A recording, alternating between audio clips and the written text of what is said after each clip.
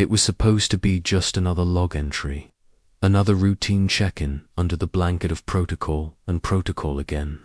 The kind of mechanical obligation that turns time into vapor and men into relics of habit. I'd done this transmission dozens of times before, same frequency, same phrasing, same dull confirmation codes rattled into a mic for someone, somewhere, to archive and forget. Station S, Forlux, remote polar monitoring site for thermal activity and atmospheric drift. Quadrant Delta to 7 in the outer perimeter of Echo Belt North, manned by one technician at a time. That technician now being me. They never rotate us out unless something breaks. We're considered low priority but high consequence, which means we're too far out to be noticed and too valuable to be ignored once dead. I've been here for 47 days.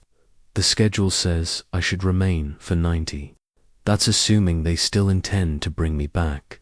The last recorded contact from Central was a week ago. Standard satellite ping, bounced twice for confirmation, with the usual data pull request attached. I sent the data packet. I never got acknowledgement. The delay was unusual, but not impossible. Weather anomalies, solar flares, satellite positioning, there are 1,000 reasons a transmission could hang in the void. But there's always an answer, eventually, even if it's late. I waited 72 hours past the threshold before flagging it. Then I heard the static, broken and hollow, like sound pulling itself apart. That's when the lights dimmed for the first time. Not a blackout, not a surge, just a dimming. A faint, almost imperceptible weakening of the tower's internal systems. The auxiliary lights remained on. The solar storage levels showed 86%. The diagnostics didn't show any faults, but I could feel it. Something in the walls. A pull. Like the tower was holding its breath. I delayed the log transmission that night. That alone violates protocol, but I didn't care. I needed to be sure. I spent the next 6 hours combing through the signal logs, playbacking every recorded ping and relay frequency for inconsistencies. What I found wasn't data corruption, it was replication. Something or someone was bouncing a mirror of my previous transmission back to me, but shifted. There were distortions in the timing, too perfect to be natural, too flawed to be machine. In one clip, I could hear the ending of my last log repeating on loop. In another, I caught my own voice saying a phrase I never used. They've already seen it. My voice, my cadence, but not my memory. I checked every backup. None of them contained that line. It was embedded in the static, and only in the playback channel. It wasn't in the original transmission. And then the camera system cut out. The external feed, mounted on the upper mast to monitor ice drift and wildlife, defaulted to grayscale. That's supposed to happen only during solar interference, but the sun wasn't out. It hadn't been for 2 weeks. The storm came early this year, one of those ghost fronts from the north that carries no precipitation, no lightning, just wind and pressure and miles of endless white. The last barometric report showed stable fronts until next month. So where did this storm come from? The wind has been constant since that day. Not violent, just persistent. Like a whisper pressed against the hull of the tower, never tiring, never escalating, just there. I couldn't sleep. I started hearing things in it. Not words, exactly more like vowels half-formed in breath. I turned off the exterior mics. Didn't help. I still heard it. Or thought I did. It doesn't matter anymore. At 3:21 the following morning, I decided to initiate a short-range beacon pulse. A standard emergency flare signal meant to alert nearby installations. Most of them are automated or unmanned, but the beacon pings would at least tell me if anything was online. I waited for the echo. Nothing came, not even static, just dead air. No return signature. That shouldn't be possible. Even if the towers are unmanned, They always bounce the signal. Always. I tried again. Still nothing. Then, precisely 5 minutes after the second pulse, I got a single ping, barely a blip. It didn't come from any known relay station. It came from within 5 kilometers. I triangulated the origin. The signal had no embedded ID, no timestamp, no carrier wave standard, but it pulsed with the same modulated pattern as our distress call, as if it was answering me. I suited up and prepped the snow drone for deployment. The drone is equipped with limited range infrared and LiDAR mapping, useful for perimeter scans in whiteout conditions. As I launched it through the southern hatch, the exterior camera captured something strange. The snow around the tower had no recent track marks.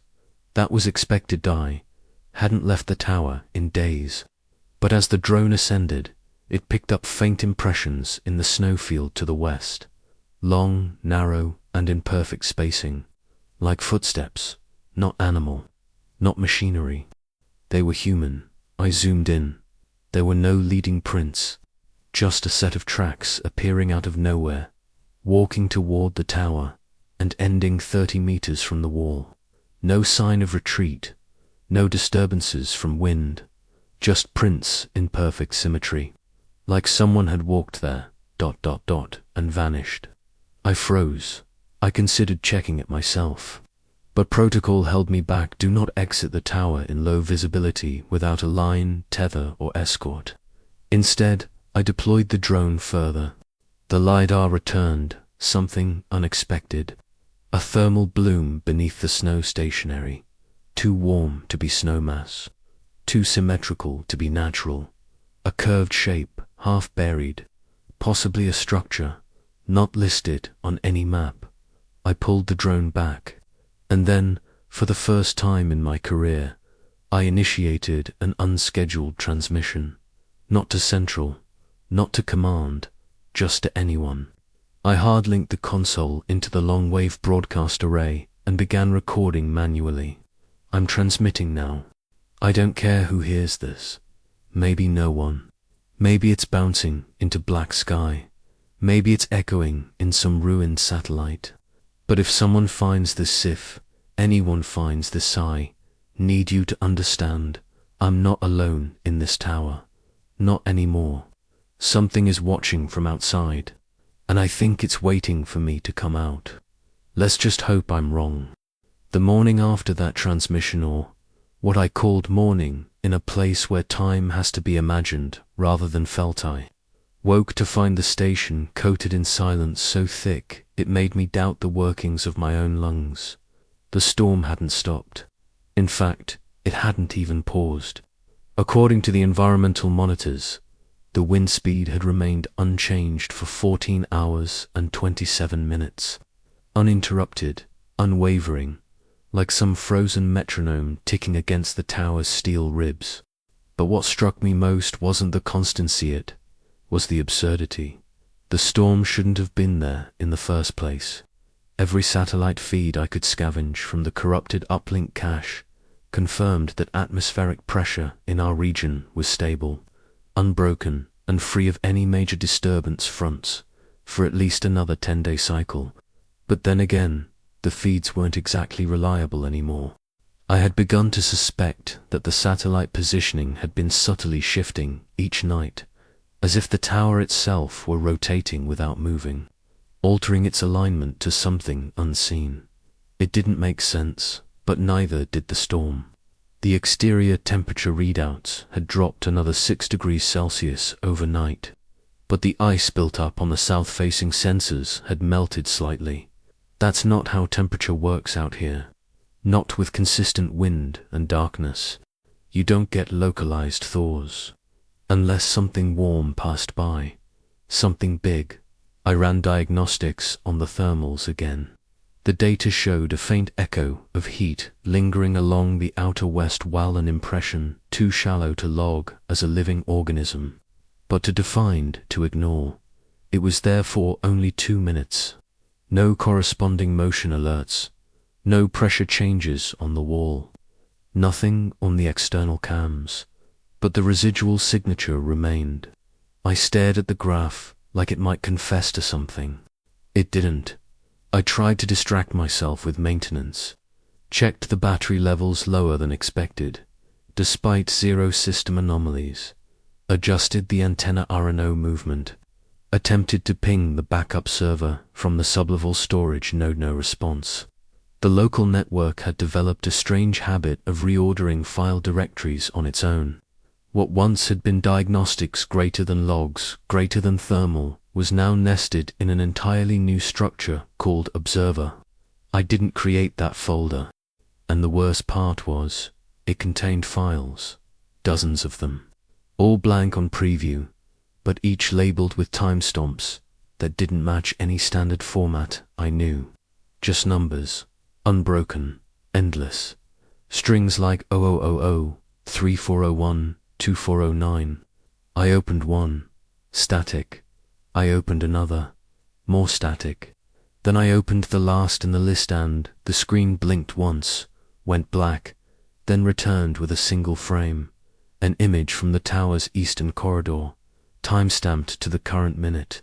I wasn't in that hallway, but the camera was game, and it had captured a blurry silhouette that looked vaguely like a person. Standing still, facing the wall, I rushed to the eastern corridor with the handheld cam. The hallway was empty. The air was cold in a way that metal sometimes holds. Memory, not chilling, just aware. I scanned the walls for any sign of entry, condensation, handprints, nothing. But the smell was wrong. A kind of dry copper tense, like ozone and rust mixed together and held too long in vacuum. I followed it to the door leading to the auxiliary storage hatch and found it locked, deadbolted, just as I'd left it. I returned to the command module and reviewed the footage again. This time, the frame was gone, replaced with static. I opened the folder labeled Observer again. All files had vanished. Only the folder name remained. I tried to delete it. The system returned a message I'd never seen before. Directory in use. The lights flickered then, only for a second. The emergency filament strips along the floor went dark and blinked twice, the way they do during a diagnostic reboot, but I hadn't triggered one. The overhead lighting remained constant, dim and yellowed from overuse, humming like an old electric tongue trying to speak a word it had long since forgotten. I checked the backup power readout again. It had dropped another 2%. That shouldn't happen during 9-use intervals. Something was draining the system. Not a surge, not a short but a draw, like something was breathing through the tower's veins. I stood near the observation window that faced west. Outside, the snow was still, but not naturally still. It didn't move with the wind, it resisted it. The drifts remained suspended, mid-curve, like someone had paused gravity. A perfect arc of whiteness extended across the far ridge where the thermal anomaly had first registered. It hadn't changed since morning. The prints I'd seen the day before were no longer visible, but I hadn't seen fresh snowfall, so where had they gone? Then I saw it, barely. A depression in the snow, not quite a footprint, not quite an indentation, just an absence. A hollow where something large might have rested, if only briefly. I adjusted the scope. No heat signature, but the lens shimmered when I focused on that spot, as if the light there didn't quite obey the same rules. Like a mirage, I kept watching, and for a moment one I can't explain, even now I thought I saw the snow. Blink, not shift, not scatter, but blink. Like an eye closing. Then nothing, just white again. I tried to convince myself I was hallucinating. Sleep deprivation, cabin pressure, echo-induced psychosis. All real, all documented. But deep down, I didn't believe it. I knew what I'd seen. Or rather, I knew what I hadn't seen. And that absence was louder than a scream. I sat down, turned on the emergency beacon again, and let it pulse into the void. No acknowledgement, just silence. The kind of silence that feels like it's waiting for you to speak first. Later that night, I heard it again. Not the wind, not the hum of machines, or the occasional creak of the tower settling under ice. Something else, a scraping from above. Not violent, methodical, like something dragging a limb along the antenna mast. I rushed to the feed. Static, every camera out. System log showed a power dip of less than 1%. Not enough to kill visual, but enough to mask a transition. I checked the hatch seals, all locked. Then I opened the system status feed again. A new folder had appeared, this one called Reception. It contained one file, audio only. I played it. It was my voice, saying a phrase I had never said. You're already inside. Then static. I shut it down, cut power to the local drive, rerouted the system through backup storage, ran a full diagnostics sweep. No anomalies.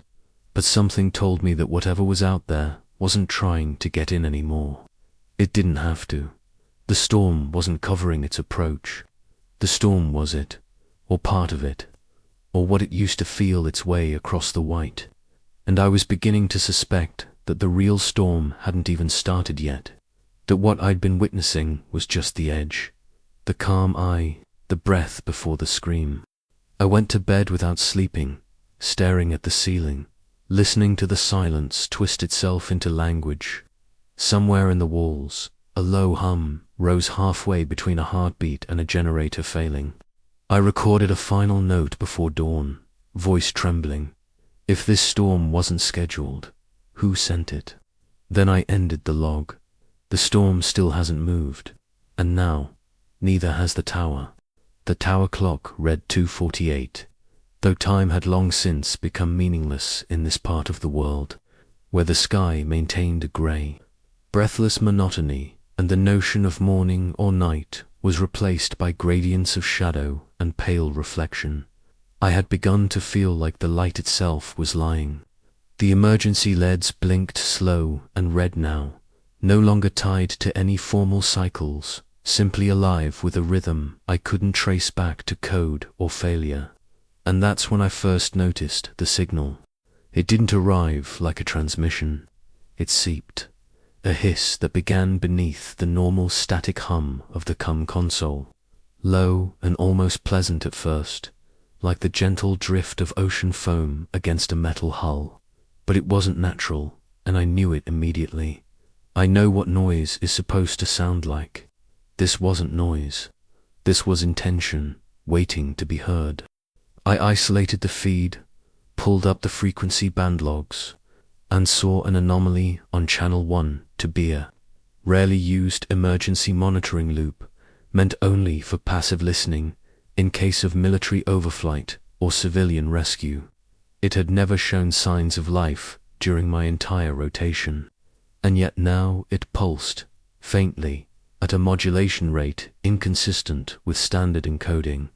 I adjusted the filters, expecting a corrupt burst or interference artifact, but what emerged wasn't random. It was patterned, a consistent rise and fall, not quite Morse, not quite musical. It felt organic. I played it back 3 times, recording each version through separate audio paths to eliminate distortion. Every time, it sounded slightly different, not in waveform, but in emotional texture, like the voice of someone trying to repeat a sentence while forgetting it word by word. It started with white hiss, then breath, then something like a vowel, something shaped like speech but born from somewhere far too deep. I ran a reverse FFT analysis, hoping to visualize the structure of the signal, and what I saw chilled me. There was a harmonic loop embedded inside the distortion waveform that repeated at 4.83 second intervals. That wouldn't have meant anything, except that 4.83 was the exact time length of my first unscheduled transmission, the one I recorded 2 nights prior. I pulled it from the archive and ran a side-by-side comparison. And there it was, a perfect overlay. The signal on 1 to B was using my own voice, distorted, time-warped, deconstructed, and rearranged. It wasn't just repeating me, it was mimicking me. A degraded mirror echo, speaking back through the static in a voice that no longer quite remembered how to be human. I froze, not out of fear exactly, but from the sheer impossibility of what I was witnessing. No system in the tower could do this. No hardware, no software, no routing protocol. It wasn't a playback function. It wasn't a glitch. Someone or something was sending it back to me after altering it, like a message scrawled into a lake and returned in frost. I tried tracing the signal origin. It didn't register as external. In fact, the source read as internal, yet from no identified input port. It was as if the signal was coming from inside the station, but not through any known pathway, a ghost frequency, a phantom route. My mind began clawing at explanations, dragging up old reports from the orientation briefing rumors of phantom echoes from decommissioned towers. Signals bounced off polar satellites, no longer listed in active records, the occasional mutter about cognitive sync errors in deep isolation personnel. None of it fit, because I was hearing it now, and it was growing. At 3:11, the signal changed. The pitch dropped, the pattern slowed.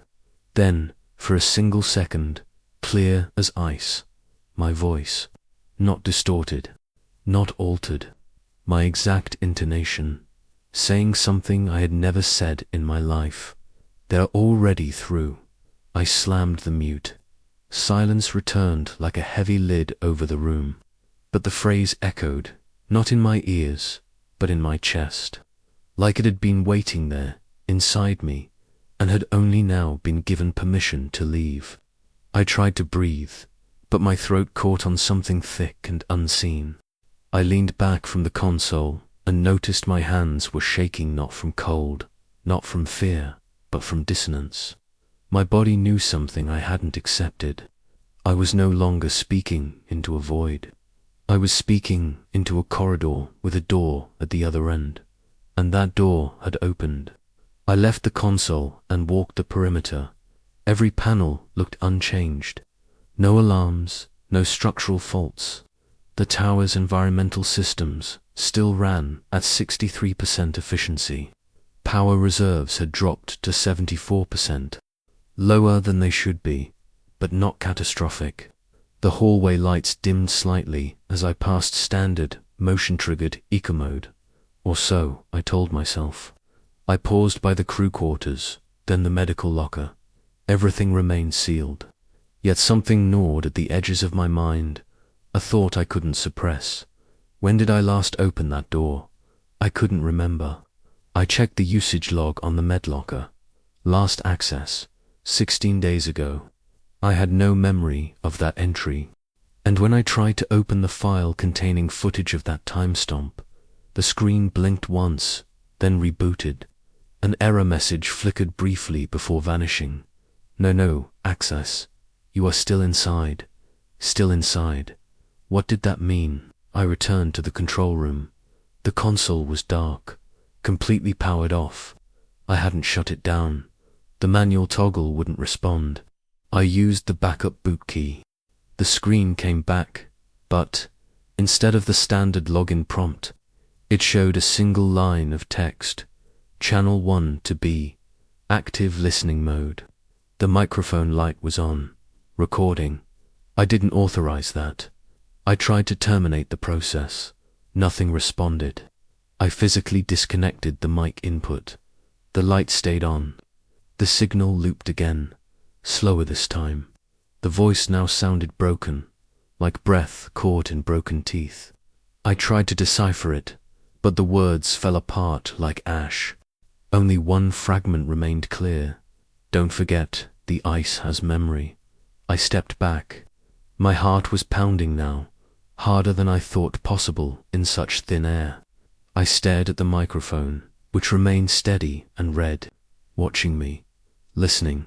Then I heard something I will never forget.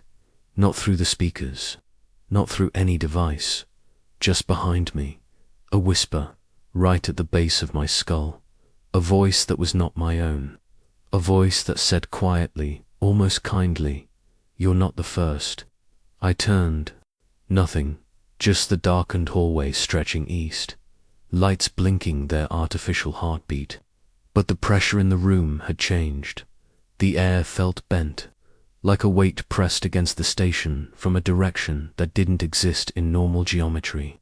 I backed away slowly and sat down again at the console. The signal had stopped. The screen was black, but the microphone light remained on. I pulled out the emergency hard copy log and wrote a single sentence in ink. "If anyone finds this, track 1 to be it knows me. It remembers. I've disconnected all non-essential systems for now. Only the bare essentials remain live. Heat, air, and the low-band transmitter I use to send these entries. If the signal returns, I don't know what I'll do. I just know that it's listening, and that something in it wants to become me. I'm no longer sure my thoughts are mine." I hadn't left the tower in over a week. That was the rule, the unspoken commandment hammered into every rotation briefing. Don't open the hatch unless absolutely necessary. Out here, necessity is a relative term. You learn to let alarms hum, to ignore the odd thermal spike or flickering panel, to trust that some things will fix themselves if you give them enough time to either die or stabilize. The cold is an authority of its own. You obey it not because of what it does, but because of what it waits for.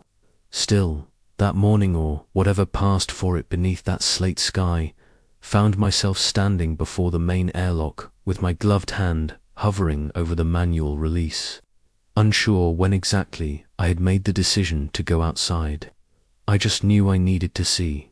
Something had shifted during the night. I had dreamed of pressure like the tower was being pushed down into the ice, and in the dream there was a tapping sound, rhythmic, calculated, like Morse. I woke with the weight of those taps still echoing in my ribs. Not in my ears, my ribs. The diagnostics hadn't flagged anything unusual. Then again, they never did. System integrity reports were less than useful ever since the power anomalies had started spiking at irregular hours. But the exterior thermal cameras had captured something. Not heat exactly, but a sudden shift in surface texture directly west of the tower, along the snow shelf that curved around the base's support pylons. A ripple, a sudden elevation, a depression that wasn't there the day before. I pinged the drone, but the signal returned an error. Orientation, conflict, visual match, lost. That had never happened before. The drone couldn't recognize the terrain, as if the snow had forgotten its own shape. So I suited up. The airlock door groaned louder than usual when I released it. The frost had thickened along the seams, crystalline layers bleeding like veins down the rubberized edges. I cycled through both chambers slowly, letting the pressure equalize. Then I stepped out. The cold met me like a whispering hand across the face. No violence, just recognition. Like I had stepped into something conscious. The sky overhead was flat and depthless, a slab of pale grey with no beginning or end. The wind moved, but not randomly. It circled the tower in slow orbits, as if measuring the structure, testing its seams for weaknesses. I walked toward the western shelf, with the handheld scanner clicking softly in my left glove, the other hand gripping the tether reel that trailed behind me in long frozen arcs. I found the prints at precisely 19 meters from the tower wall. They weren't fresh. There was no crisp edge, no recent fall-in, but neither were they eroded. The wind hadn't touched them. Perfect depth, heel to toe, human, no drag, no breaks. A person had walked there, not trudged walked, deliberate, confident. The stride length was roughly 0.7 meters, taller than average. I scanned them. No thermal residue, of course, but the density register showed compression inconsistent with typical snow behavior. The weight distribution was rung, not heavier, just older. The snow beneath the prints read as older than the surrounding surface by at least 4 days. But I had been watching this section daily, and they hadn't been there until today. I followed them. There were 27 steps in total, each one equidistant, leading in a perfect line toward the outer ridge end, then abruptly stopping. No turn, no scatter, no sign of retreat or collapse, just an end. The last footprint remained as intact as the first. Beyond that point, the snow was smooth, untouched, no disturbance, as if the person had either been lifted into the sky or had simply ceased to exist mid-stride. I stood there for a long time, counting them again and again, trying to map it in my head, trying to force logic into an act that defied even basic explanation. Then I noticed something worse. The scanner beeped softly. I looked down at the edge of the final print, right where the snow would have ended. The density register spiked. Something was underneath, not deep just beneath the surface. I knelt down, brushed at the edge with my glove, and the snow crumbled back with unusual softness, like foam turning to water. What I uncovered was not a boot print. It was a handprint, human in shape, but too narrow, with fingers too long and pressed too deeply, as if the surface had been gripped from below. The palm was inverted, upside down relative to the boot's direction, and it wasn't following the walker. It was waiting for them, like a trap, a lure, a receiving hand. My breath caught. I reeled in the tether instinctively and began walking backward toward the tower without turning, eyes locked on that final footprint. And then I saw the shimmer, just for a second, at the edge of my peripheral vision. A ripple in the air, not movement, displacement, as if the light had passed through something not quite present, but not absent either. And then it was gone. Inside again, I went directly to the external footage feed, rewound the camera logs for the previous hour. The time block corresponding to my walk was corrupted static, visual crush, pixel drift. Every frame from the moment I stepped out to the moment I returned had been overwritten by a white haze. I checked the backup. Same result. Then I checked the time logs. The station claimed I had been outside for 6 minutes and 42 seconds. My suit log read 11 minutes and 19 seconds. Nearly 5 minutes gone. I checked my wristwatch. It had stopped, completely dead. No battery failure warning. No indication of power loss. Just frozen at 3:34. I don't know how to explain what I felt then. Not fear, not even dread. Just a hollowing, like something had been taken from me without asking. Like memory itself had been scrubbed with a soft cloth, gently enough to be invisible but not painless. I tried to log the event into the daily report, but the console refused to save the entry. File path invalid, it said. I tried again. Same message. I restarted the terminal. When it came back, a new folder had appeared on the desktop. No icon, just a name. Step 28. I didn't open it. That night, I kept the lights on in every hallway. I played ambient tower noise over the internal PA just to break the silence, but the silence didn't break. It thickened, became tactile. I swear I heard footsteps echoing 2 levels down. I locked every door, ran a full environmental sweep. No anomalies.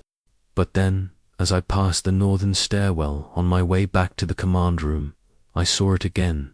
In the frost forming on the inner pane of the observation window, a print. A single boot sole, pressed from the inside. No alarm had triggered. No pressure fluctuation. No breach. Just a print. My own pattern. Identical to the ones outside. Only this one pointed into the station. I woke up gasping. Not from a dream of that I was sure, but from something else.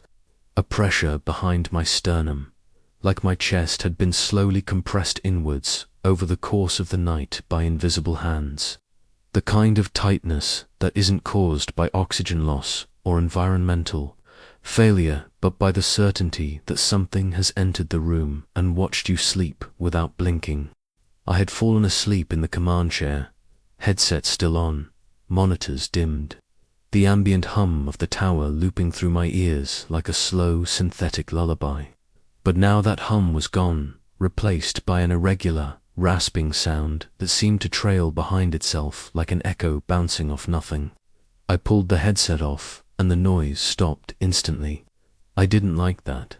Not because it ended, but because it ended too perfectly, as though it had been aware of its own performance and was now waiting to see if I'd noticed. I stood up slowly, rubbing the back of my neck. The skin there felt raw, sensitive.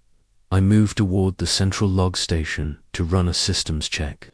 The interface was slightly misaligned, as if the resolution had shifted by a few pixels during the night. That wasn't supposed to be possible.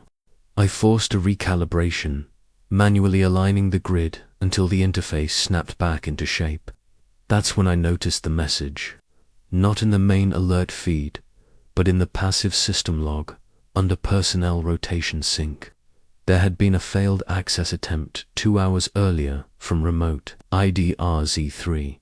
That designation didn't belong to this station. It was the ID of the nearby auxiliary facility, a short-range outpost built for redundancy. It should have had a foreman crew.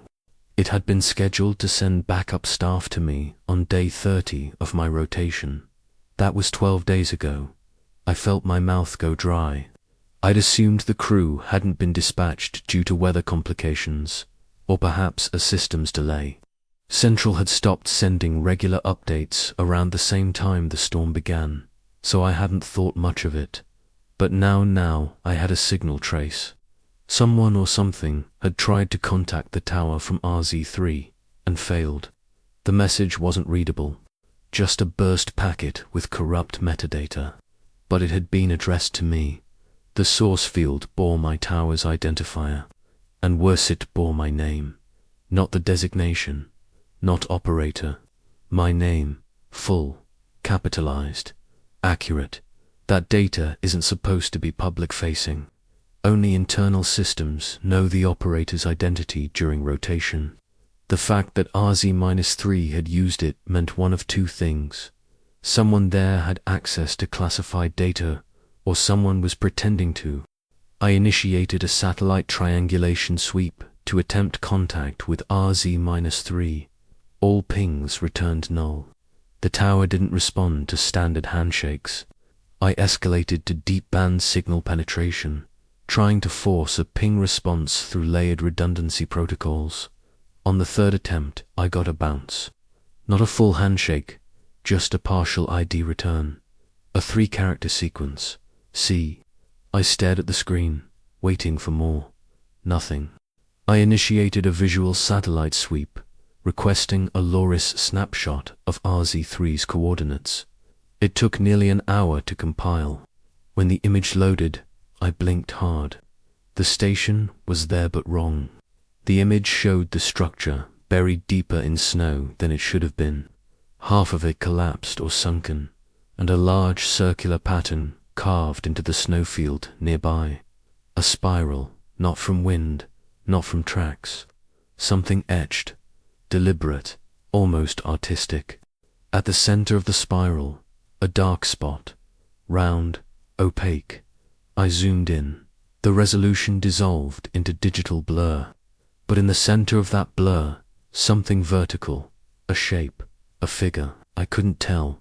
The file auto-deleted 5 seconds after viewing. Not by my command. I checked the system logs. The deletion wasn't listed. It had never existed, according to the archive. But I remembered it. And the spiral god, the spiral. It wasn't unfamiliar. I had seen it once before. Years ago. During orientation training. Buried in a throwaway slide about psychographic anomalies logged by failed expeditions near the magnetic drop zones. Spiral formations in the snow were considered markers for higher-risk isolation-induced hallucinations, zones areas where time, self-perception, and memory reliability degraded beyond acceptable operational standards. I'd laughed when I saw that slide. Most of us did. It had been labeled the Whispers in White. No further explanation. Just a warning. Do not approach zones where these formations are found. Protocol suggests immediate evacuation or blackout procedures. I tried to request a secure line to Central, but the link returned a denial. Access revoked. Termination flag set. Termination flag. I searched the personnel database. My ID was still listed, but under status it read retired. That's not a designation used in active logs. It's only a signed post to might have to return and debrief. I was still on station. I hadn't been relieved. No one had been sent. No signal had reached me. And yet the system considered me no longer operational. It meant one of two things. Either the system was compromised, or Central no longer considered me alive. I sat in silence, the air thick and unnatural, as if the tower had grown heavier in atmosphere or expectation. The walls didn't breathe, but I could feel a kind of inward pressure, like something outside had pressed itself against the tower's skin and was listening. I glanced over at the comms array. Channel 12B had reactivated. The signal returned. But now the waveform was different. Sharper, a cleaner sine curve. As if whatever was sending it had learned from the previous attempts. I played it, at first just static. Then the sound of footsteps on metal. 1, 2, 3. The echo unmistakable this tower's interior, followed by a knock. Then another. Then my voice again. We didn't make it to you. It got us halfway. It still looks like me. Then static. I shut off the speaker's heart in my throat. That voice wasn't a recording. It was me, but I'd never said those words. And what did it mean it looks like me? I ran to the mirror in the crew quarter and stared. Nothing seemed out of place, but I couldn't shake the thought. How do you know when you've been replaced if the thing replacing you is made from your memory? How would it act? Would it hesitate at the same points, remember the same scars, speak the same regrets? I found myself touching my face slowly, as if mapping it anew, wondering if it felt true. That night, I locked the command room and slept with the emergency light panel propped against the door. I left the cameras running, set the proximity alarms to max sensitivity. At exactly 2:03, I woke up to the sound of the stairwell door creaking, slow, reluctant, as if pushed by breath, not hand. The alarms did not trigger. I opened the feed from the lower hallway. The screen showed static for 8 seconds. Then a brief frame, one still. I stared. It was me, standing at the bottom of the stairs, head tilted slightly, no expression, eyes wide, watching, not blinking, then gone. The log didn't save. The camera feed said no, input detected. I don't know what made me write this, only that I have to get it down before I forget again. The backup crew was never coming, because they never made it. Or maybe they did. Maybe they're still out there, just not in the way we think of being. And now, something wears their names. Something uses their clearance. Something knows mine. And it's getting closer. It began as background again, as all things here do soft, and almost pleasant in its neutrality. A hiss like melting ice slipping down the steel bones of the station, easily mistaken for the natural breath of the place. The tower had a rhythm, a personality formed from decades of thermal expansion and retraction. Structural shivers and the humming of systems layered over systems until the old sounds became part of the architecture's memory. But this wasn't memory. This was mimicry. And I began to suspect that whatever was outside or inside or in between had been learning. At first, I told myself it was nothing, just a byproduct of sleep deprivation and tension. The way prolonged isolation hallucinates patterns into white noise, makes music out of static if you stare at the console long enough. But it wouldn't stop. Every time I activated the comms feed, the loop returned, a slow, irregular pulse behind the normal transmission band, a kind of breathing not biological but imitative, the ghost of breath performed by something that had only ever heard it from a distance. I recorded it and slowed it down. When stretched to 20% speed, it resembled an exhale followed by a whisper. I couldn't make out the words, but the cadence felt structured. I analyzed the waveform, expecting the usual jagged randomness of interference, but it was almost too clean, too perfect in its imperfection, as if sculpted by something attempting to look random. I fed the audio through a speech recognition filter, and the results sent a chill down my spine. Voice detected, 89% match. Subject operator redacted. It thought it was me. Or worse, it had become close enough that the system could no longer tell the difference. I began hearing it elsewhere, not just on 1-B, but through the heating ducts, the water pump, the damn refrigeration unit in the medbay that shouldn't even have a speaker relay, a thrum at the edge of silence, a modulation that vanished the second I tried to pinpoint it. At night, when I walked the hallways, I noticed the lights no longer flickered at random but dimmed when I passed, as if reacting not to motion but to my presence, as though they, too, were starting to mistake me for something else. I stopped trusting the sensors. They reported values that were technically plausible, but contextually wrong, temperatures that didn't match surface frost patterns, humidity levels inverted from condensation states, minor pressure drops without air displacement. It was like the tower was being gaslit by its own systems, or by something pretending to be them. One morning, I found the speaker in the comms room dislodged, not broken, just removed. The screws placed neatly on the desk, the panel set aside. No fingerprints, no tool marks. I hadn't done it. The system hadn't scheduled maintenance. Yet the wiring had been rerouted through an auxiliary channel that fed directly into the environmental monitoring array setup that made no technical sense unless someone was trying to broadcast inward. I reversed the signal path, and what came through wasn't a feed, but a voice mine again, this time whispering directly into my own headset. It listens when you think. It answers when you sleep. I threw the headset across the room. It didn't break, just bounced once, then settled with the mic still glowing red. I tore open the casing and disconnected every non-essential audio line. I disabled the relay board manually, even pulled the ground from the primary transmitter. It kept broadcasting, not through the equipment, but through the building itself. The static lived in the walls now, carried on the same frequencies that powered the tower's heartbeat. I began to dread silence more than sound.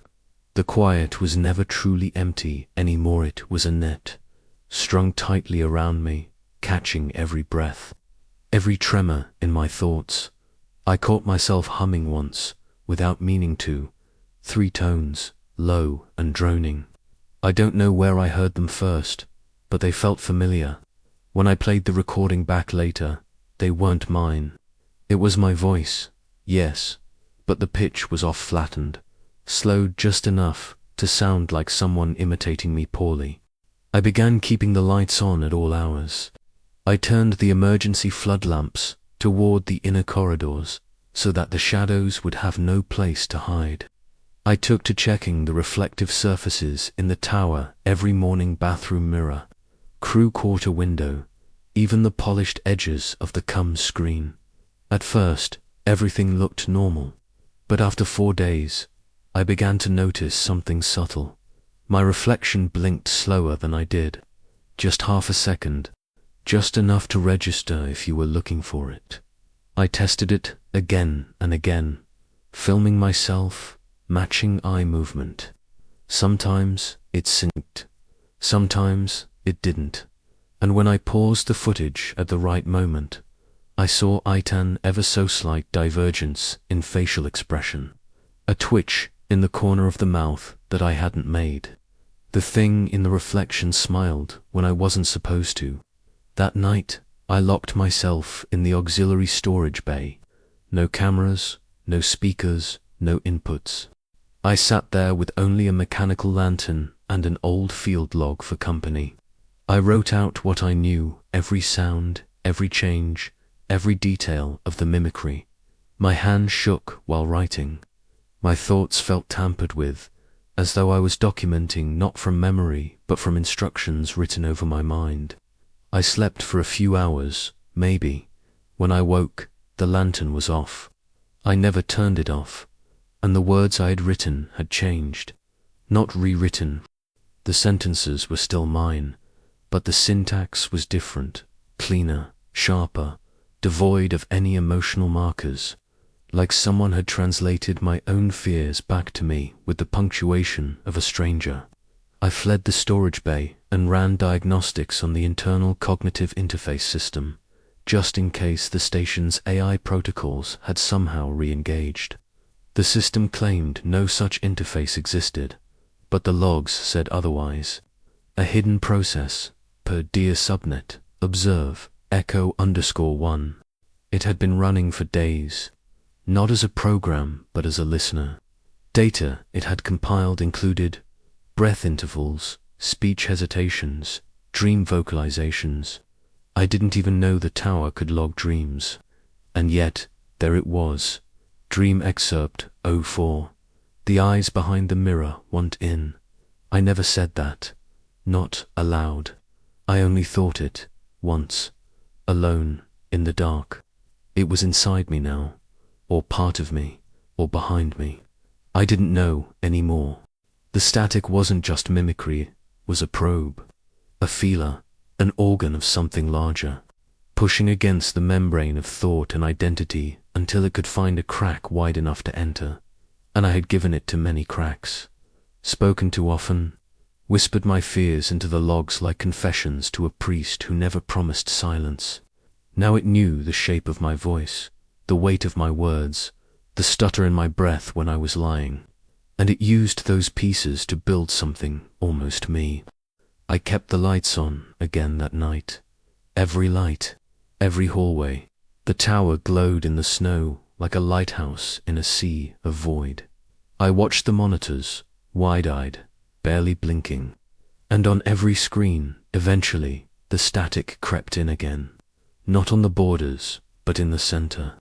As if the signal was no longer trying to breach the tower. It was transmitting from inside it, using the screens as windows. And just before I blacked out because I must have, because I woke hours later in a different room, I saw the final message fade across every monitor simultaneously, spelled out in crushed resolution, framed in soft hiss. We've heard enough. By the time I regained full awareness, the lights had dimmed to a sickly amber. Not by failure or drain, but by designs. If the station had entered a mode I was never meant to witness. The air had thickened, not in temperature or pressure, but in sensation. Each movement through the corridors accompanied by a drag like wading through molasses, like my body was moving ahead of something it was trying to leave behind. I no longer trusted the clocks. They had begun to disagree with each other. My watch, the wall chronometer, the internal system logs. They all told different stories, and none of them made sense. Sometimes the sunless sky outside looked darker when the logs claimed it should be midday. Sometimes I'd look away for a moment and find the digital clock on the door panel had skipped ahead hours, days, or worse, reset to all zeros. I had stopped trying to orient myself to anything other than the sequence of events as I experienced them, which was a flawed measure at best, because I had begun to suspect that memory, too, was a fragile thing in here. That morning, if I can still call it that, Tai made the decision to check the lower levels. It wasn't prompted by any particular event, only a feeling, like a faint tug under the skin, a compulsion to move downward. The tower has two sublevels. The first is storage, supplies, tools, outdated systems, and old documentation. The second is the crawlspace and access corridor for maintenance personnel to inspect the power coupling lines and backup fuel tanks. It is not meant to be entered during routine rotation, and the hatch that leads to it is marked with both a physical lock and a systems authorization code that I was instructed never to use unless expressly ordered to. I had never touched that hatch, never had reason to, but that morning I found it unlocked. The main access corridor to sublevel 2 was colder than it should have been. Not just physically cold, but perceptually light seemed to move differently down there. Sound, too. The echo of my boots was delayed by half a beat, like the walls were thinking about whether or not to return the sound to me. When I reached the hatch, I paused, unsure if I'd somehow made a mistake. The panel was dim, the manual lock hanging open by a twisted screw. I checked the system logs. There was no record of the hatch being accessed, not by me, not by anyone. But when I tried to secure it again, the lock refused to click into place. I pried open the panel and saw that the internal bolt had been sheared, not broken, cut, clean, almost surgically, with a precision that no tool in this station could manage. I stood there for a long time, one hand resting on the cold steel, the other trembling slightly, trying to decide whether to go down or not. I thought about leaving a note in the comms room, or recording an entry in case I didn't come back, but I didn't move. I just opened the hatch and began to descend. The ladder was longer than I remembered from the schematic. The air grew tighter the further down I went, like the tower's lungs narrowed in disapproval. The light was faint, drawn from a single flickering emergency line that traced the corridor like a weak vein. The sublevel was a short hallway ending in a locked pressure door, one I'd never opened and had no intention of opening then, but something had already opened it. The door stood slightly ajar. The room beyond was not what the schematic promised. Instead of clean angles and functional shelving, it was irregular, malformed though the space had warped from within. The floor sloped slightly toward the far corner, where condensation ran in patterns that looked almost intentional. The backup fuel tank rested against the far wall, unconnected. That wasn't right. It had been hard-linked into the grid. I'd checked it during my initial systems inspection, but now it sat there like an organ removed from a body, drained and still. Around it, a thin frost traced a spiral. I moved toward the far wall, past the exposed cabling that drooped like vines from the ceiling, and noticed a low vibration in the floor. Not mechanical, organic, like the slow thrum of something breathing through concrete. I put my hand against the wall and felt warmth, just enough to register. Then I heard the knock, not on the door behind me, on the other side of the wall. 3 taps, even, deliberate, close. I froze, breath caught mid-throat, unsure if I'd imagined it, but then it repeated, not louder, not faster, just again, the same cadence, the same intention. It wasn't asking to come in. It was waiting to be acknowledged. I backed away slowly, never taking my eyes off the wall. As I did, the emergency light above me flickered once, then extinguished. Complete darkness. Not even the thin grey shimmer of reflected light remained. I stood perfectly still, straining my ears for movement, but heard nothing except the soft whine of my own breath between clenched teeth. Then, just as my foot found the first rung of the ladder, I heard a whisper, not in my ears, not in the room, in my head. The words were mine, spoken with my own voice, but not from my mouth. You opened it, it said. We're watching from underneath. I climbed faster than I ever thought my body could move. My hands slipped once on the frost-slicked rungs, but I didn't stop. I slammed the hatch shut and welded the manual lock in place, then sealed the electronic panel with a bypass I'd never used before. It won't open now, not without cutting through steel, but I don't think it needs to. The presence didn't feel contained by that door. It had already spread like pressure through a sealed jar, like moisture seeking every crack in the seal. When I returned to the upper levels, I found the cameras offline, all of them, their feeds replaced with a single static image, the hatch closed, but from a different angle, from below. I don't know how they got that shot. There is no camera down there. There never was. I checked the schematics again to be sure. Sublevel 2 was never meant to be monitored. It was considered too structurally redundant to warrant surveillance.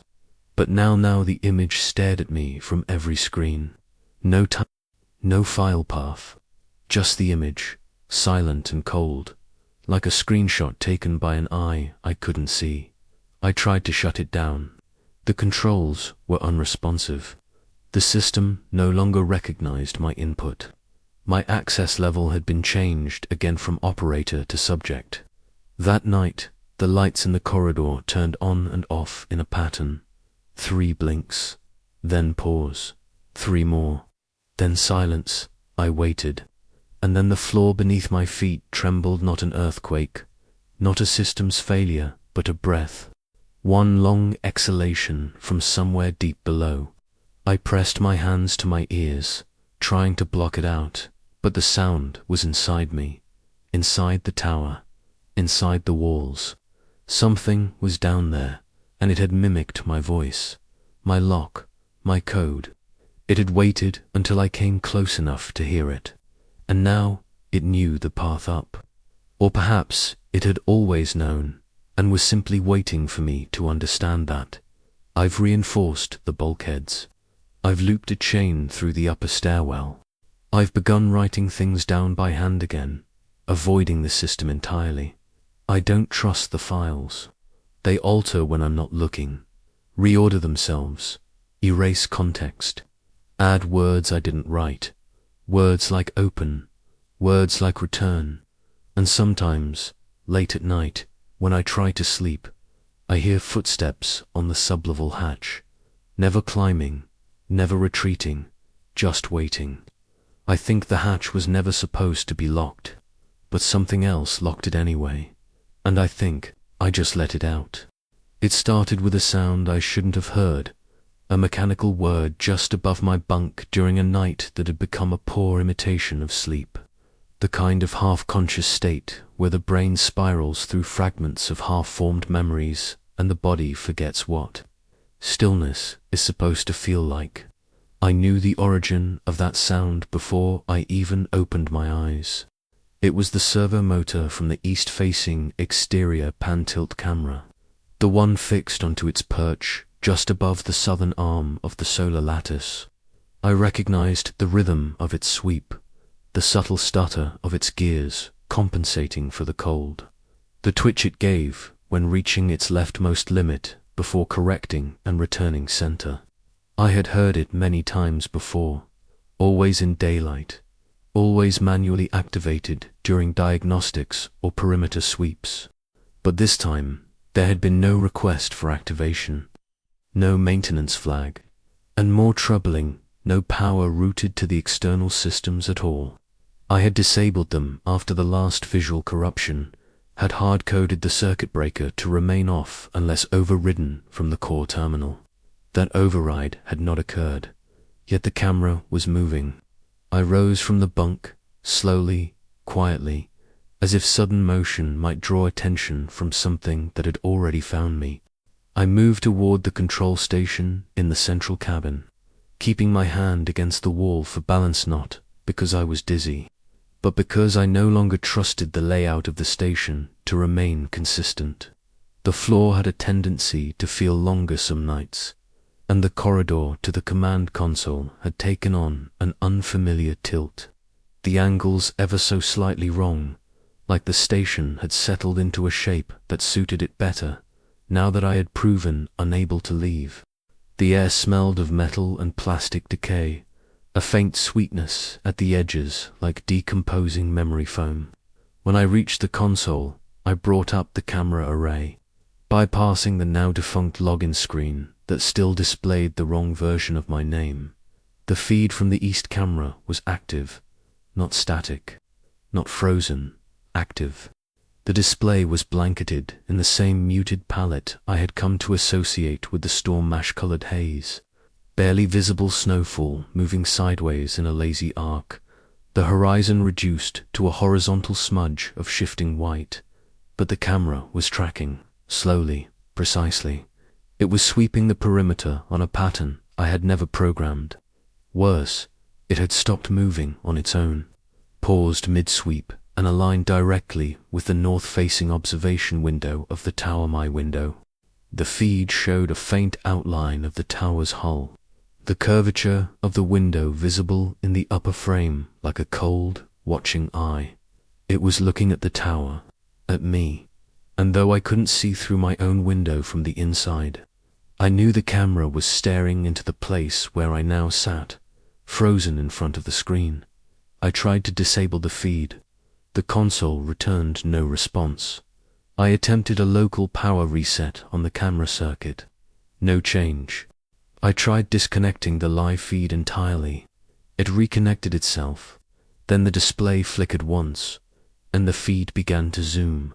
Slowly, mechanically, the camera was adjusting its focus inward, pushing closer toward the reflection in the window glass.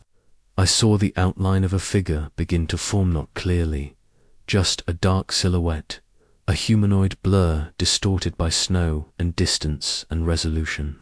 But the shape was unmistakable, tall, slightly hunched, arms too long, head tilted in that same subtle way I had seen in the frozen playback from the stairwell days earlier.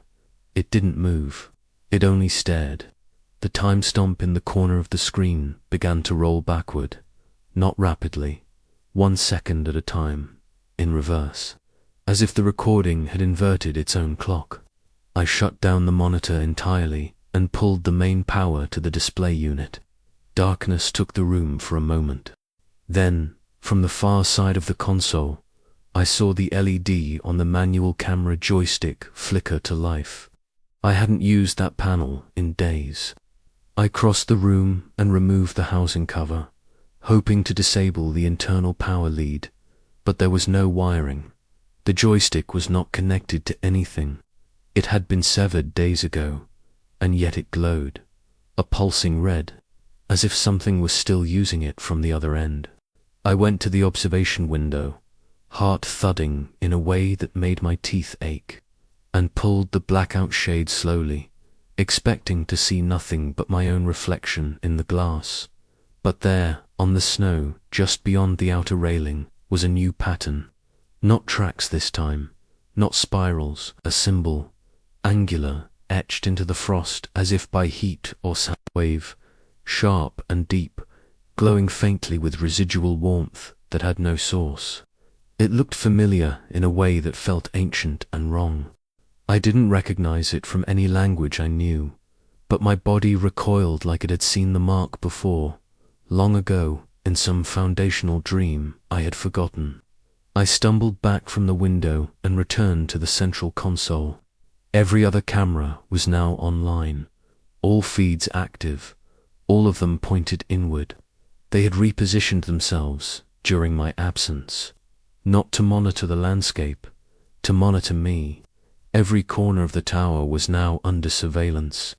Some of the cameras I didn't recognize. I hadn't installed them.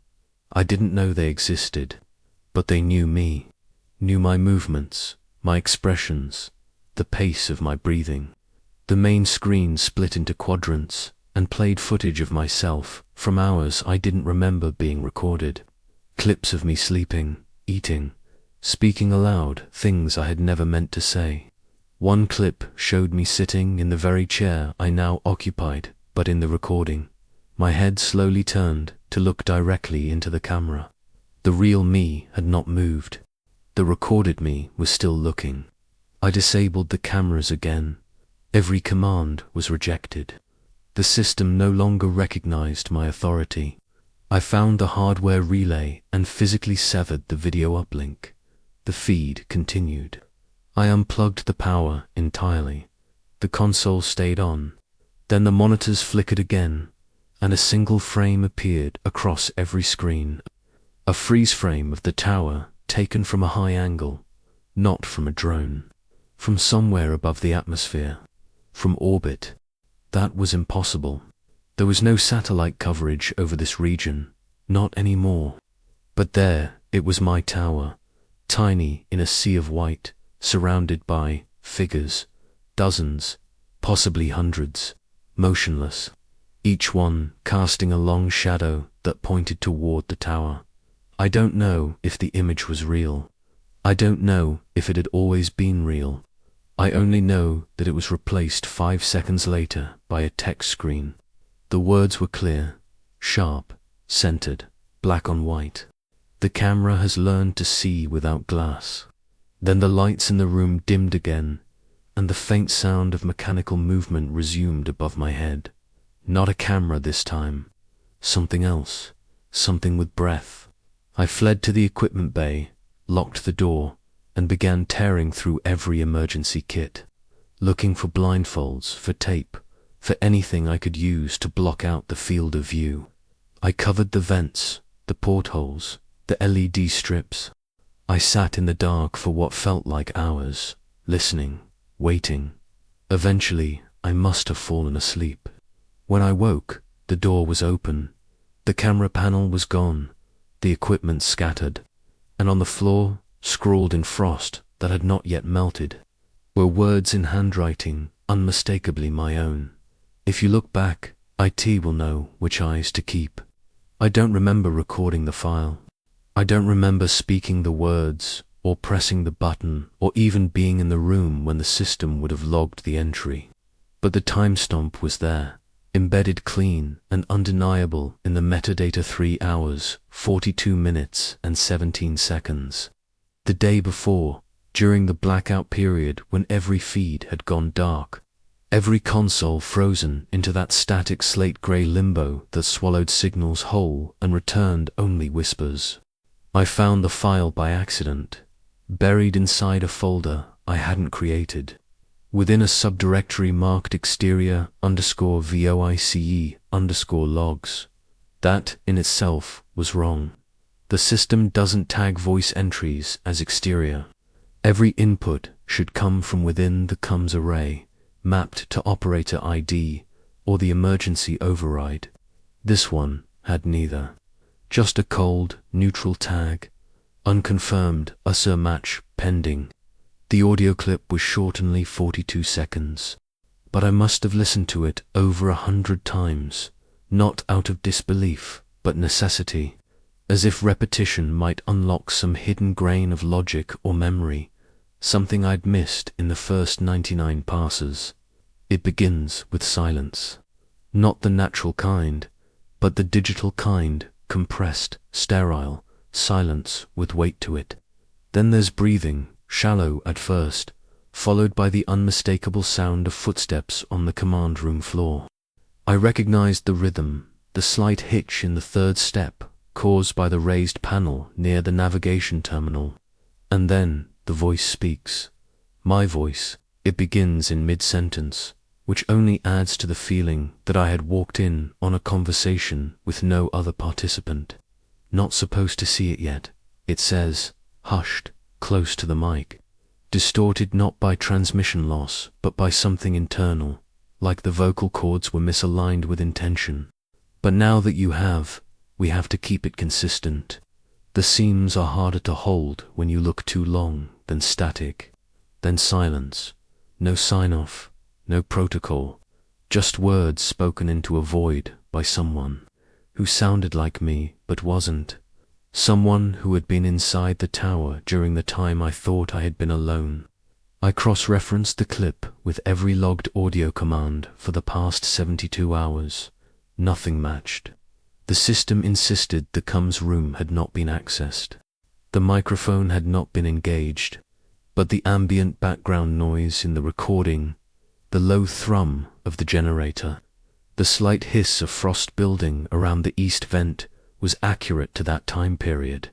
Someone had recorded it here, inside my tower, on my equipment, without ever triggering the logs. I scanned the rest of the exterior _voice_logs directory. More files, 11 in total. Some as short as 6 seconds, others over a minute. All of them untagged, undated, misfiled, under non-existent user IDs. I played each one. They were all me, or approximations of me, variations in tone, rhythm, emotion. One sounded panicked, breathless, repeating the same word over and over. Return, return, return.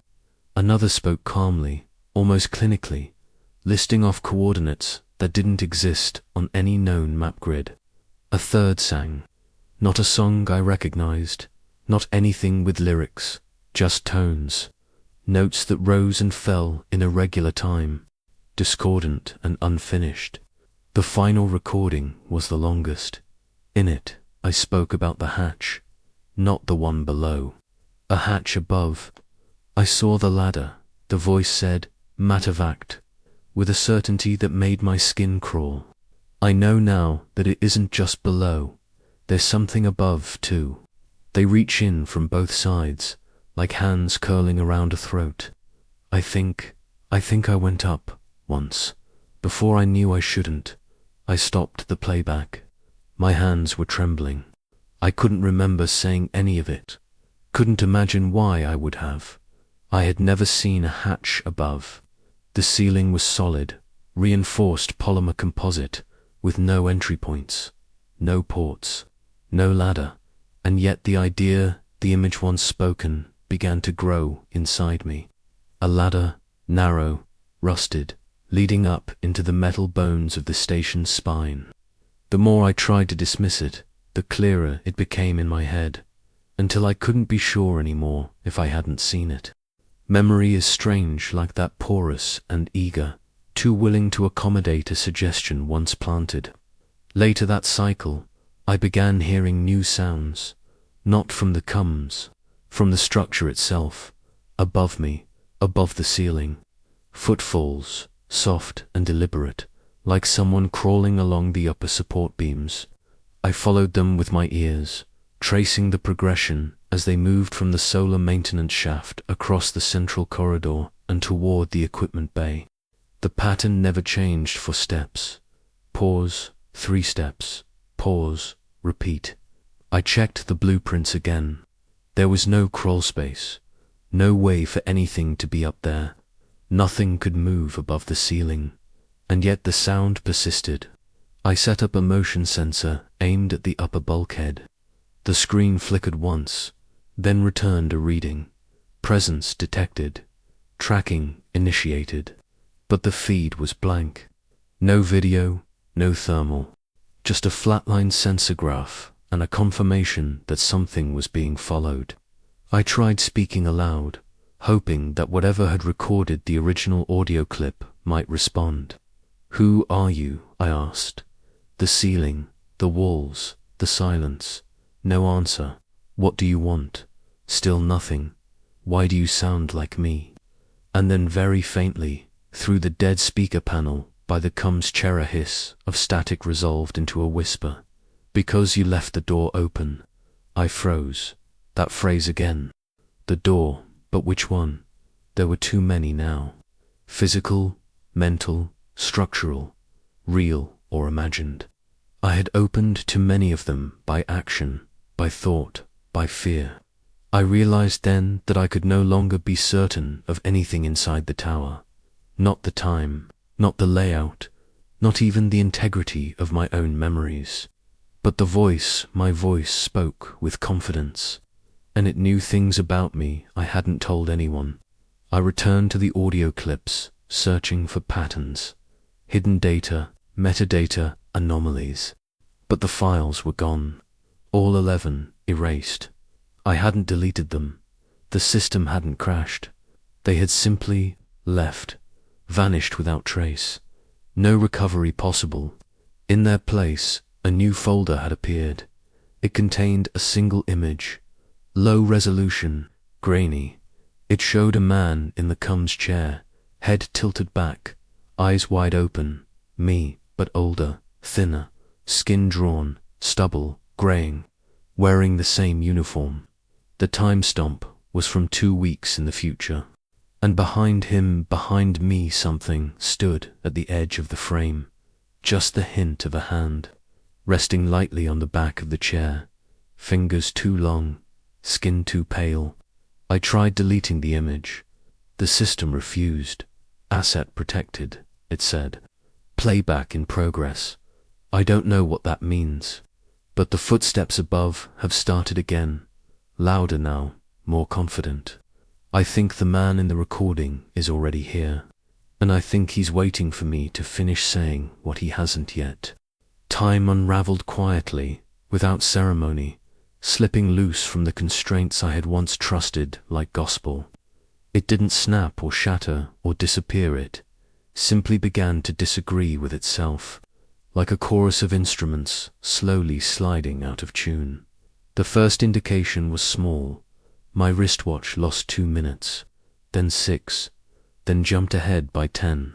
I replaced the battery, recalibrated it using the tower's central console, only to find the station's own clock blinking in hesitant confusion, its digits pausing between changes as though uncertain of what should come next.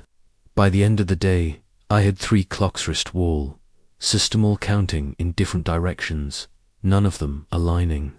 The wall unit advanced a second every 3 beats. My watch ticked twice per beat.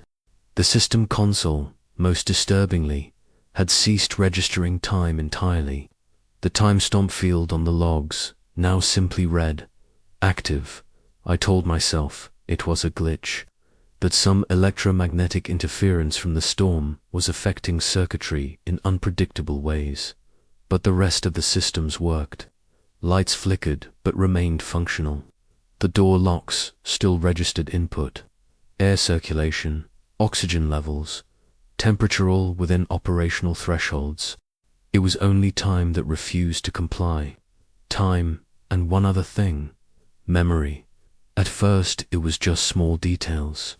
I'd find a tool placed somewhere I didn't remember using. A diagnostic report stamped with a signature I hadn't written. A chair turned at an angle I wouldn't have left it. But the incidents compounded quickly. I would enter the main corridor and swear I had just been there, only to find something different. The hatch sealed again after I had welded it. The Combs terminal restored to default settings. The emergency rations container refilled with items I distinctly remembered consuming. And then there were the logs. I had begun keeping notes by hand to protect my thoughts from the system's gradual corruption, but even those became suspect. Pages torn out, new entries in handwriting almost but not quite my own, words that rhymed with my fears, sentences I had never written, ending in phrases that made me nauseous when I read them aloud. I checked the station logs obsessively, flipping between entries, cross-referencing system events, sensor pings, maintenance schedules. The desynchronization had bled into everything. A diagnostic from today would claim to have been generated 3 days ago. Motion alerts listed time codes from dates I hadn't reached yet. A security notification from the lower corridor appeared twice, once at 2:13, once at 3:47, but each recording showed different footage. In one, the hallway was empty. In the other, I was walking through it. I remembered neither. I set up a camera in the observation room and aimed it at the wall clock. I let it run for 6 hours, uninterrupted, recording every second. When I played it back, the footage seemed normal until it wasn't. At 4 hours and 12 minutes, the video skipped ahead. No glitch, just a clean, fluid transition from one moment to another. The clock leapt forward 3 hours. The shadows on the wall shifted, and a second me now sat in the chair, staring out the window, not moving, not blinking, just watching. I scrubbed forward. The figure remained there, expressionless, unmoving. until exactly 6 hours and 42 seconds into the recording, when it stood up, turned to face the camera, and smiled. I deleted the footage, but it came back. Every time I opened the video directory, it was there, again, same timestamp, same length, same ending. I attempted to overwrite it. The system refused. File locked by user, observer_0. There was no such user. The worst part wasn't the footage. It was the fact that I now had a memory of being in that chair, of watching the window, of thinking something stood just outside, too still to be real. But I couldn't place when I had felt that. The memory existed outside my timeline, suspended like a dream you're not sure if you had or heard about. I began doubting the order of events. I'd find a food packet half-eaten, and not know whether I had consumed it before or after the last log entry. The act of remembering became an exercise in fiction, assembling fragments into plausible narratives, hoping that truth would resemble the story I chose to believe. Then, one cycle I stopped counting them as days, because they weren't. The clocks all went blank. Every display, analog and digital, flatlined to a perfect, motionless 0. Not 0 o'clock, not 12 o'clock, not anything that resembled time, just a flat line, as if time had stopped pretending to exist here. I checked my pulse. It still beat. The lights still flickered, but the idea of now had evaporated. Worse still, the system began to record logs under timestamps that made no sense. One read before, another, again, a third, when you weren't looking. The logs contained data sensor readings, environmental metrics, but the graphs were abstract, shaped more like sound waves than charts. I began to suspect the station wasn't logging real events anymore. It was logging awareness, or something approximating it. I stopped trusting my own body. One night, I shaved.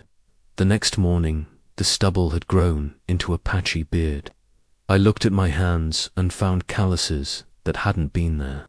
A scar on my left thumb, one I hadn't had since adolescence, now fresh and pink, as if recently formed. I started recording my thoughts aloud, listening back to them hours later. Sometimes they were different, not in tone, but in language. I'd say I went to the observation room, and here I returned to the room I'd never left. Subtle, terrifying. I wondered if the station had always been broken, if I had arrived to something already unraveling and simply stepped into its rhythm, or if my arrival had initiated the collapse, as if I was the final weight in an already sinking ship. I found myself staring at the walls, looking for seams, for signs of movement beneath the surface. Once, I pressed my ear to the corridor bulkhead and heard ticking. Not a clock, a heartbeat, faster than mine. Then, one cycle, I saw it. Not directly, a reflection, once again, in the mirror beside the main console. I had passed it without thinking, eyes low, but something made me glance. My reflection wasn't moving. I stopped, so did it, but not at the same time. A lag, just enough. And then, when I stepped forward, it didn't. It remained where it was, mouth slightly open, watching. I blinked. So did it, but slower, purposeful. Then the light behind me flickered, and when it returned, the reflection was gone. Just me again, just me. I wrote that entry by hand, tucked the page behind the fuel cell in the equipment bay. I've stopped trusting the system, stopped trusting the logs, the sensors, the interface. The only truth left is what I can feel, and even that lies sometimes. The cold isn't constant anymore. It flares at strange times, like when I walk past the comms deck, or sleep too long, or think about the hatch beneath the tower, and the clock what remains of it sometimes ticks now, once loud, then stops. A kind of punctuation, a warning, or perhaps just a question. Am I still in the present, or did I get left behind? It came without sound, without motion, without introduction, as if it had always been there, and I had simply never known where to look. I wasn't staring out the observation window that night, not at first. I was cataloguing anomalies, or pretending to, writing meaningless strings of thought into a log that no longer recorded what I typed, but responded with its own mirrored interpretations.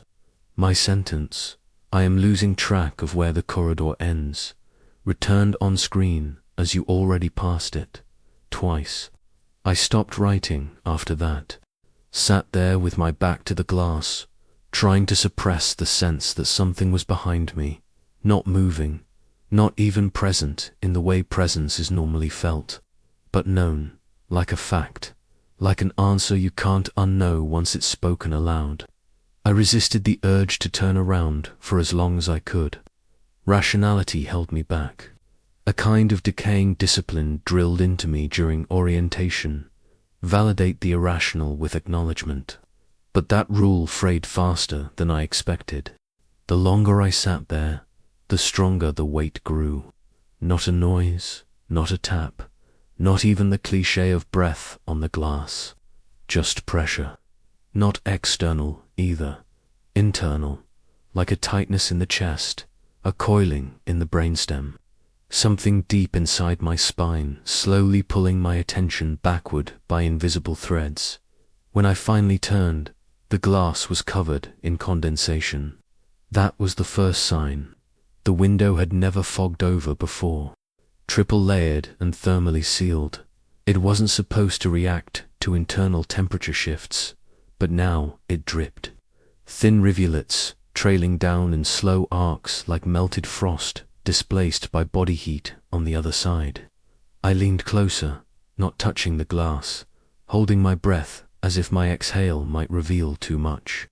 Beyond the fog, just beyond the reach of the tower's external lights, something stood in the snow. A shape, not large, not moving. Humanoid by suggestion, but indistinct, like a cut-out silhouette placed with careful precision. I thought it was a figment at first. A shadow, caused by the overlapping beams of the auxiliary floods, catching the snowdrift at just the right angle. But then its head tilted. Just a fraction. A deliberate, weightless movement that couldn't be dismissed. And worse, it was angled toward the window. Toward me. I stepped back. My foot hit the edge of the console. I kept my eyes fixed on the shape, waiting for a change, for movement, for the illusion to break. It didn't. I counted. 1 minute. 5. 10. It remained, unblinking, unshifting, as though it had all the time in the world, and no interest in pretending otherwise. I activated the exterior camera. The feed was useless. Static. Not the wild noise of transmission failure, but calm, patient white snow, without pattern, as if the world beyond the lens had been scrubbed blank. I tried the thermal scan. No reading, no heat. I switched to LiDAR.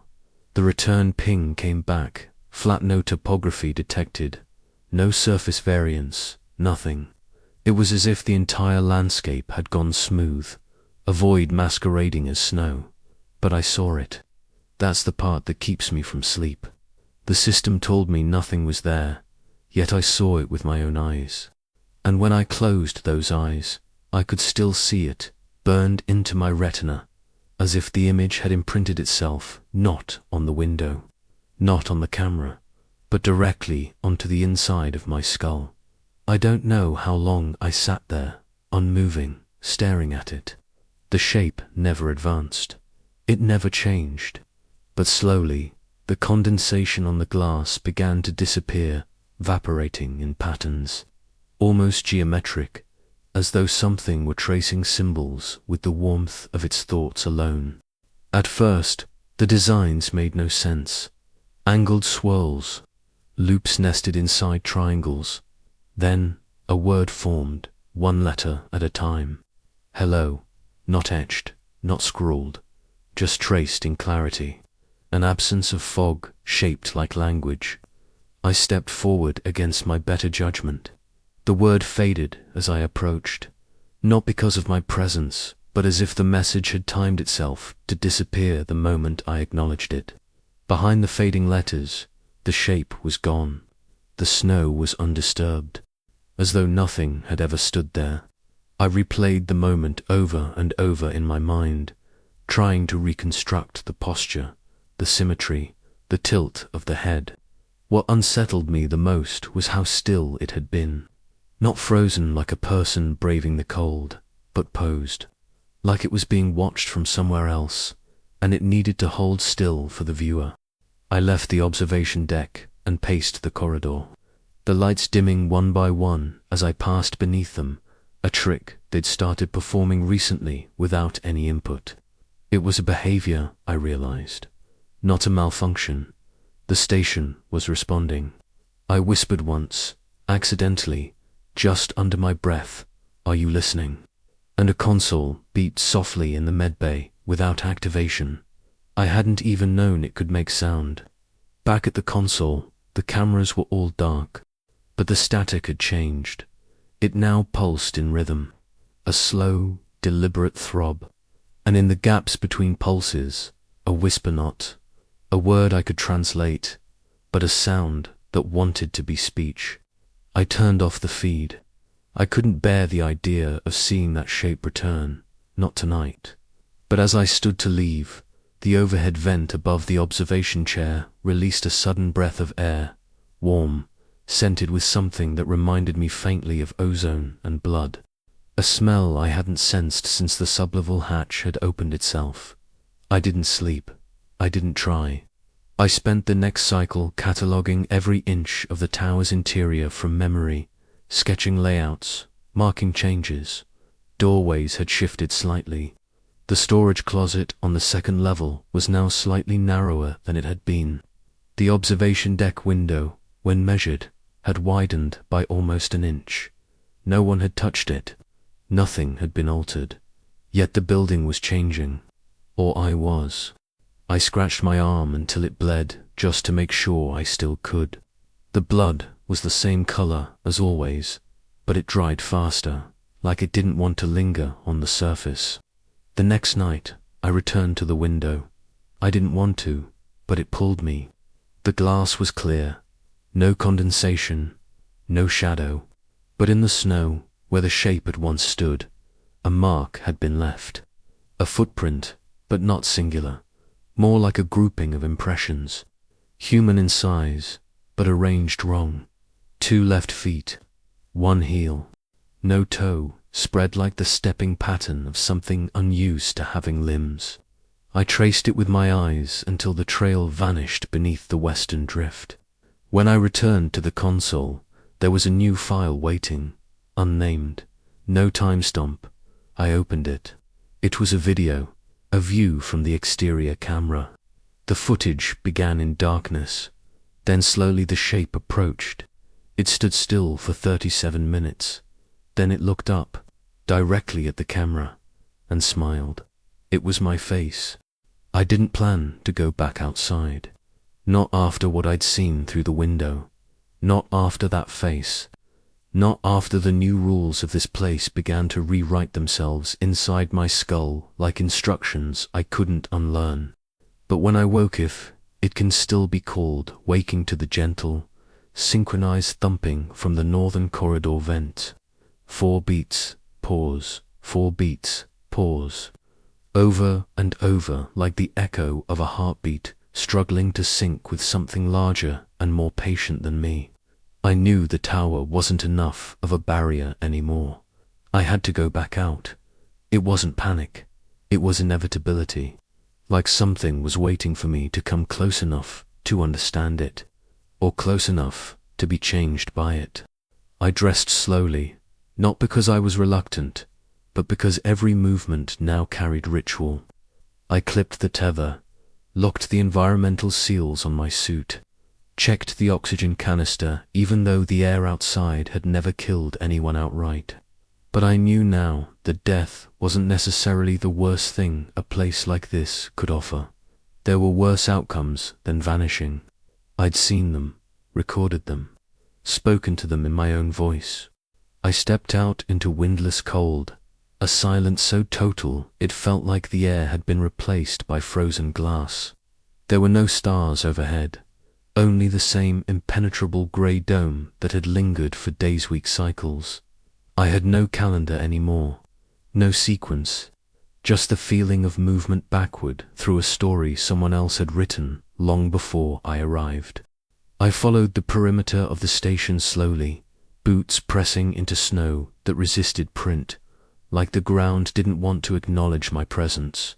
I passed the place where the figure had stood. There were still remnants, impressions half swallowed by the storm, shapes that looked like they had been scraped into the earth by something with uncertain symmetry. Beyond the ridge was open white, an expanse I had seen every day from the tower's eastern camera, featureless plain of packed ice, untouched for years.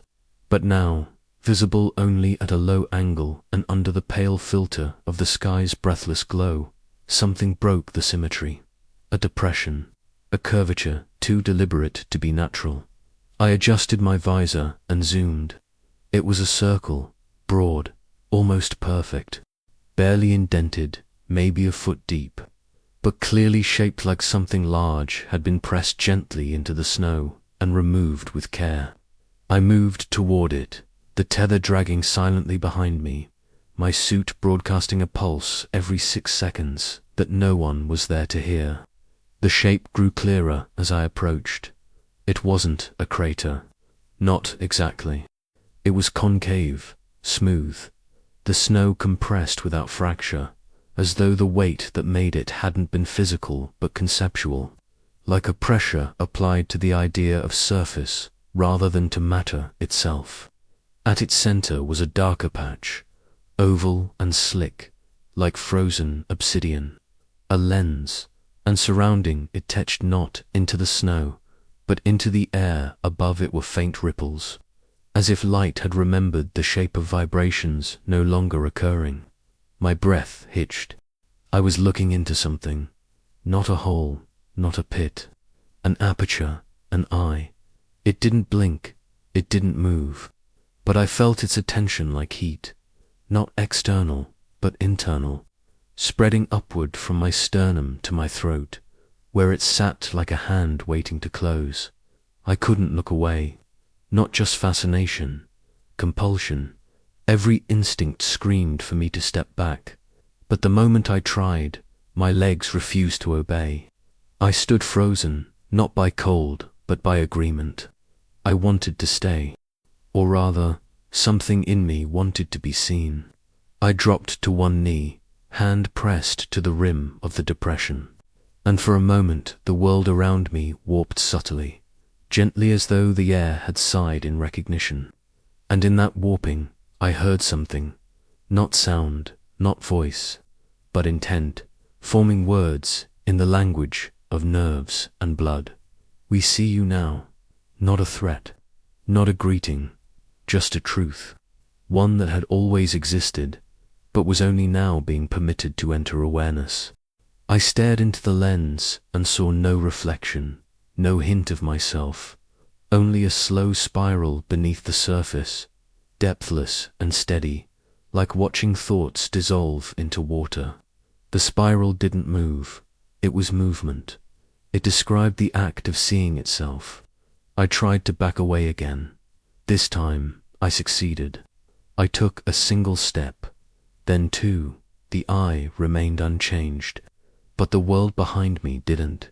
When I turned, the tower looked smaller, thinner. The angles were off. The structure swayed gently, even though no wind moved. The tether behind me was taut-pulled. I looked down and saw that it no longer ended at my belt, but vanished into the snow, like I had walked away from myself. I followed it backward with my eyes and saw, at the base of the hill, a second me, standing, unmoving, no visor, no face, just an outline in my shape. It raised its hand, slow and careful, and pointed toward the tower. I turned to follow the gesture. On the observation deck, someone watched from behind the window. Also me, but not. I ran, not away, not toward, just moved, my limbs obeying panic before logic could anchor them. The world distorted as I climbed the ridge again. My footprints behind me had tripled. I reached the airlock and slammed my hand onto the panel. The door opened instantly, without pressure, equalization, without authentication. I entered a space that felt familiar and wrong. The lights blinked in a sequence I had never programmed. The walls exhaled faintly. Inside the comms room, the console was already on. The camera feed showed the eye, still watching. The monitor pulsed once and shut itself off. A new log entry appeared. Timestamp, when you saw us, audio clip attached. I played it. It was my voice, breathing, repeating one sentence. I'd been trying to see myself from the outside, looped 12 times. Each iteration more distorted than the last. Each version closer to a whisper not made for ears.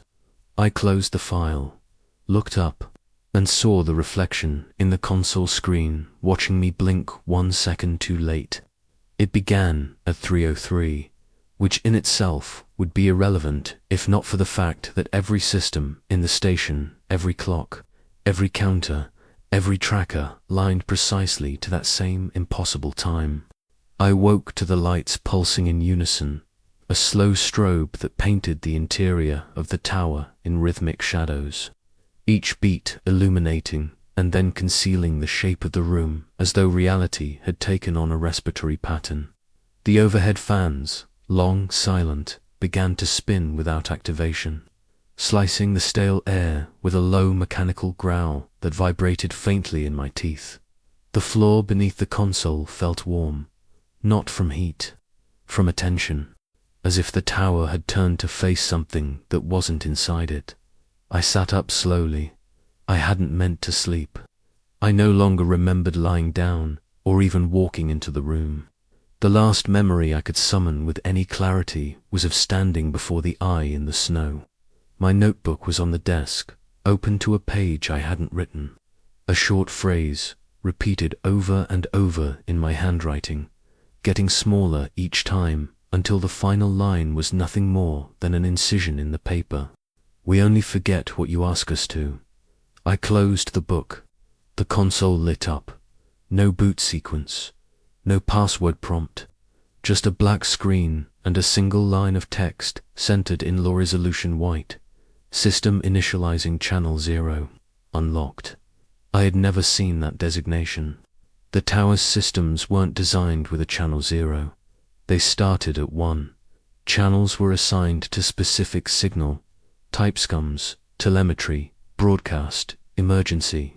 Channel 0 was theoretical, an unassigned frequency slot that existed only as a programming buffer, a ghost address, something the system passed over like a piece of absent geography on an obsolete map.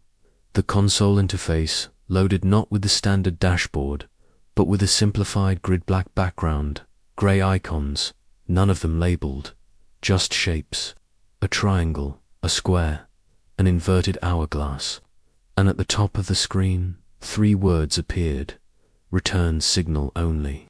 I stared at it for several minutes, uncertain whether to engage. There were no instructions, no indicators, just the implication that the system was now listening for something else. Something that could only respond if I transmitted first. My hand hovered over the console, uncertain if I was being lured or summoned. Then the cursor moved, not at my touch, on its own. It glided across the screen with insect precision, pausing briefly over each icon before settling on the triangle. The screen flickered. The image collapsed into a spiral, rotating inward like a digital sinkhole. Then came the voice. It didn't begin with hello or identification. It spoke like it had already been speaking for some time, and I had simply chosen the moment to finally hear it. My voice, again, but not a recording something present. It said, "This is how we synchronize. This is how we prepare you." The spiral shifted. The audio thinned, fracturing into layered threads. One said, "It's inside the snow." Another said, "There was never a hatch." Another, "Beneath them all, whispered, "We built this tower to measure your willingness." Then silence. Then the screen flashed once. A new prompt appeared. Accept or decline. No context, no consequence listed. Just the question. I didn't touch it. Not immediately. I pulled the system logs, hoping to trace the source of the restart. Anything that would mark an intrusion or system override. But the log history had been rewritten. All entries before 303 had been compressed into a single line. Preliminary vessel calibration complete. I clicked into it. The sublog was a scroll of data too dense to parse. Biological readouts, eye movement patterns, pulse variability, cognitive pattern simulations, cross-referenced with my ID tag, with my name, with another name I didn't recognize, one that looked like it had been made from parts of mine, rearranged. I stood up too fast, knocked the chair over. The moment I moved, the prompt disappeared. The screen went black. Then another line. Selection recorded. I hadn't made one. I hadn't chosen. But the system had. Or perhaps it knew what I would have chosen, and simply removed the illusion of choice altogether. The vents hummed with renewed energy. The lights brightened, then dimmed again. The backup power display jumped by 14% without charge input. The station grew in that moment. Physically, not in size, but in presence. It felt taller, deeper, like I had become smaller inside it. I tried to trigger a manual reboot. The command was rejected. System operating in legacy mode, it said. I attempted to reroute the interface through my portable terminal. The connection failed. Authority invalidated. Observer has been acknowledged. The word observer burned in my chest like a brand. I remembered the old folder, the voice logs, the symbol outside, the eye. I ran to the equipment bay, yanked open the maintenance panel where the internal servers were kept. Inside, the circuitry was pulsing with a soft, red glow I had never seen before. Not flickering, breathing. I reached in to sever the main uplink and stopped, because something moved inside the panel. A handprint, pressed briefly against the far interior wall of the casing, fleshless, too long, gone in less than a second. I stumbled back. The overhead light sparked once, and then the comms array came alive again. No prompt this time, just video. A live feed from an angle that didn't exist, looking down at me from directly above, as if the ceiling had opened, as if the tower itself had eyes. Then the screen went black. Text returned. Evaluation stage complete. And beneath it, reintegration in progress.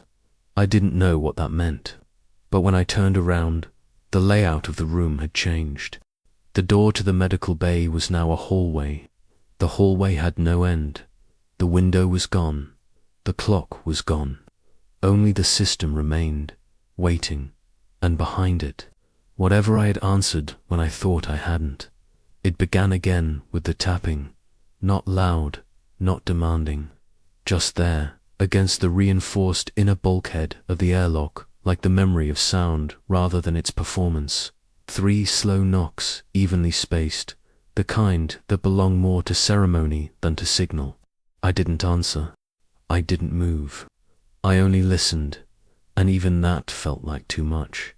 The tower was different now.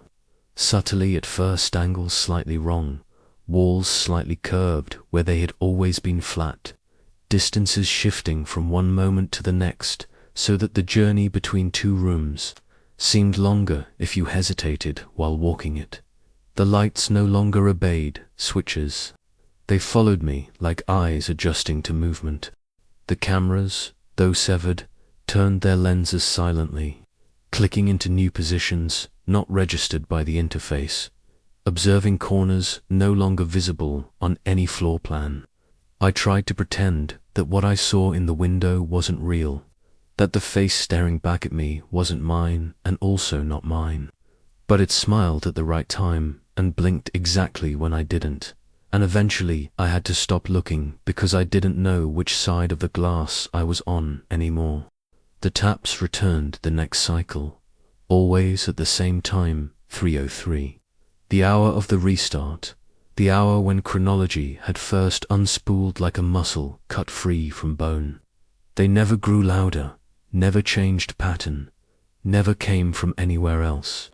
Just the airlock, just that one location, as though the thing on the other side knew where the boundary was and was content not to cross it unless invited. There's a kind of mercy in that, I think. A cruel, deliberate mercy that waits for you to turn the key yourself. I reinforced the lock, not out of hope that it would hold, but because rituals are sometimes the only barrier between collapse and surrender. I bolted the manual override, severed the pressure equalizer line, looped the interior latch with thick cable, then sat in the corridor just beyond it, back pressed to cold steel, listening. The knocks returned anyway, precise, patient. The tower made no move to intervene. On the fourth night, the voice came. Not through comms, not through speaker, just through a presence inside the walls that vibrated the air in language. Words formed not with vocal cords, but with shape and proximity, as if sound could be built by placing intent in the correct order of atoms. It said my name, once, perfectly, then silence, then again, but slightly wrong. The second version of my name had an extra syllable, one I didn't recognize but instinctively understood to be older than the others. The third version was a breath. The fourth, a question. Can we come in? I didn't answer. My mouth was dry. My body wouldn't move. But inside my thoughts, a shape formed, 4 fingers pressed to the glass, a head tilting slowly, lips pulled back, not in a smile, not in hunger, but in recognition, not of me, but of what I might become. I retreated into the core module and deactivated every system that still obeyed input. I cut lights, cameras, backup power, oxygen cycling. I let the air thin to the edge of headache, waiting to see if the tower would respond. It didn't, not at first. Then the console flickered and displayed a single phrase. Negation is not refusal. I tried to clear the screen. It returned. You are the threshold. Another flicker. Then, let us wear you for a while. I pulled the main circuit feed. The screen remained on. I left the room. The tapping returned that night. Louder this time, not in volume, but in proximity. It no longer came from the airlock. It came from beneath the floor, then above the ceiling, then from behind the mirrored panel in the hygiene unit. Always 3 taps, always rhythmic, never forced, as if it was making sure I knew that nothing here was locked anymore. I began to count them. Sometimes they came in clusters, 9 in 1 hour, 12 the next, then none for an entire cycle, but always returning. I mapped the pattern on the wall of the observation room, each tap marked by time and location. Over days it took the shape of a spiral, the same spiral I'd seen beneath the eye in the snow.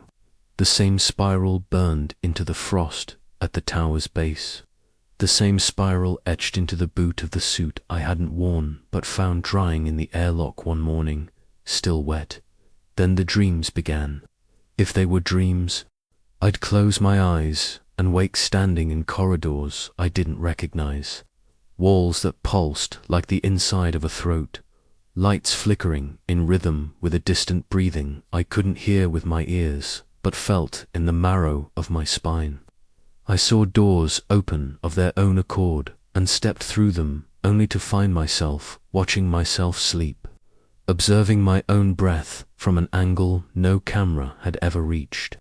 In one dream, I walked into the lower sublevel and found not a hatch, but a mirror. My reflection smiled, but my mouth remained closed. It raised a hand. I didn't. Its eyes were full of snow. I awoke standing, one hand pressed to the panel of the sealed hatch. By the 9th cycle, I stopped locking the doors, not all at once, but slowly. The east corridor first, then the maintenance shaft, then the internal airlock concealed, but still closed. I told myself I was testing the system, seeing what would happen, seeing if the knocking would move. But I knew better. I was making it easier, offering invitation through attrition. Not because I wanted to, but because I wanted to understand what waited on the other side. Because the longer I sat inside this tower, the more I began to feel the presence, not as foreign, but familiar. Like something I'd known before birth, forgotten, and now remembered as a shape that didn't fit inside human senses. It never entered. Not fully. But the edges of it began to fray into the station, thin tendrils of awareness that brushed against thought like the feeling of eyes in a dream you don't remember having. And then it spoke again, not in words this time, just in me, a thought not my own, quiet, nestled behind memory, too subtle to notice at first. I tried to write something in my log and found my hand had already written another sentence. We are always where you looked last. I erased it, looked away, wrote again. This time, it was never outside. My pen broke. I burned the page. It returned on the wall. Written in condensation, same handwriting, same pressure. The tower hummed. The systems returned on their own. The lights no longer flickered, they pulsed, slow and warm like a heartbeat synchronizing with something that no longer needed walls. The final knock came at 3:03, just one, singular, quiet, and the door began to open. From the inside, it opened slowly, as if it already knew I would not stop it. Not because I was incapable, but because there was no longer a line to draw between decision and destiny. Only the narrowing thread of inevitability being pulled through the final eye of the storm. The airlock door creaked inward, not with resistance, but with ceremony, its motion deliberate, reverent, like the exhalation of an ancient machine obeying an instruction that had outlived the language it was written in. I watched from the corridor, body slack with a stillness that was not paralysis, but resignation. My breath caught somewhere above my chest and below memory, where thoughts no longer wore names and the difference between me and the station had grown vague, as if the insulation that once separated skin from steel had dissolved, as if I had become as permeable as the walls around me. Beyond the threshold was only fog, thick and slow like melted glass, pressing against the frame with patient weight, not entering yet but ready, full of form without shape, mass without motion. The suggestion of something waiting to be interpreted. I did not move forward. I did not retreat. I simply stood, and the mist began to fold inward, not with force, but with agreement, crawling gently into the seams of the room, brushing over consoles and chairs and cables with the tactility of thought made physical. It did not displace air. It was air redefined. Somewhere within the hum of systems, those still functioning, those pretending to, I heard the comms panel come to life. Not the full system, not the broadcast array, only the microphone, its small red light blinking steadily as if nothing had changed, as if the world had not inverted and the sky had not forgotten how to turn. I approached it slowly, drawn by something quieter than curiosity, closer to duty, maybe even instinct, as if the tower had been built for this moment, and I had always been its final operator, not by assignment, but by design. The screen displayed no interface, just a single line of text in pale yellow letters against black. Transmit. No target listed, no channel confirmed, only that I looked down at the microphone and saw my own reflection in its dull metallic curve. I looked exhausted, but the reflection blinked twice. I hadn't. I sat, lowered the microphone to my mouth, and spoke. I don't remember what I said first, only that it felt like returning to a language I had once known fluently but had not used in years. The words catching in the throat like returning birds, unsure of the sky's permission. I started with the logs, what I had seen, what I had felt, the sequence of changes that no longer obeyed sequence or change. I described the taps, the mimicry, the corridor that moved when I wasn't looking, the doors that led back to places I had never left. I spoke of the eye in the snow, of the spirals beneath the skin of the world, of the voice that was mine but older, softer, deeper, like a version of myself that had lived underground for centuries and only now returned to say goodbye. I told the truth, at least the version of truth that remained after time had dissolved its spine. And the more I spoke, the quieter the tower became, as if it too was listening, not to verify my words, but to absorb them, to hold them the way lungs hold a final breath before letting go.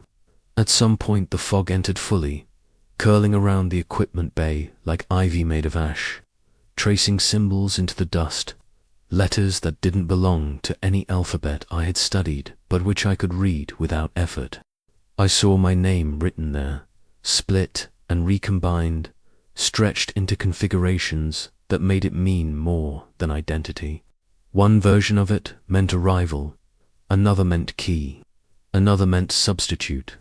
I kept speaking, even as my voice cracked, even as my mouth filled with that faint taste of copper and ozone that comes just before blackouts, even as I began to hear the transmission repeat in the same moment I spoke it, looping with only a fraction of a second's delay, as if time had curled around itself and I was speaking into a mouth that had already eaten the words before I could say them. The red light on the microphone turned solid. A soft click echoed through the room. The final message had begun. On screen, the words shifted. From Station 6B to anyone, the signal band widened. No frequency was visible. No destination defined. Only a white waveform, pulsing gently, carrying my voice into a field that no longer obeyed signal degradation or distance or the requirements of infrastructure. It simply went, the way seeds go into soil, not expecting to return. I leaned back in the chair and closed my eyes. Not to sleep, to listen. And in the silence that followed, I heard breathing, not mine, not the tower's. Something else, something vast and close and kind. A breath with curvature, with intention, the kind of breath you take before opening a door or a throat or a life. The walls dimmed, the screens blanked. Every light in the tower blinked once. Then everything stopped. The systems, the motion, the sound. Not violently, just completely. As if the message had been received. As if it had always been meant for them, or me, or us. And in the final moment, before darkness became total, I felt a hand, not flesh, not mechanical, just the sensation of contact, resting lightly on my shoulder, and then I was elsewhere, or everything else was.